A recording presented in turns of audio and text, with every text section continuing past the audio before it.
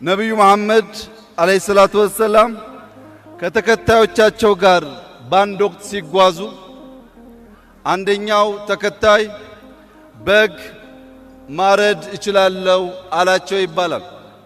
ሁለተኛው ተከታይ መግፈፍ እችላለሁ አላቸው። ሶስተኛው ተከታይ መጥበስ እችላለሁ አላቸው።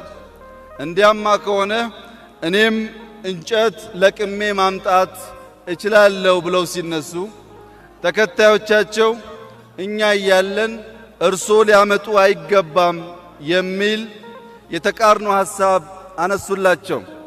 ነገር ግን እሳቸው ማንም ከማንም አይበልጥም፣ ማንም ከወዳጆቹ ተለይቶ ከፍ ብሎ ሊታይ አይገባም በሚል ሂሳብ እንጨት ለቅመው እንዳመጡ አዋቂዎች ያስተምራሉ። ይህ የሚያመላክተው ምንም የላቀ ዕውቀት፣ ጉልበት፣ ኃይል ቢኖራችሁ ከጀማዓው ጋር ዝቅ ብላችሁ አንድ መሆን በሙስሊም አስተምሮ ያለና የሚያስፈልግ እውነታ መሆኑን የሚገልጥ ነው።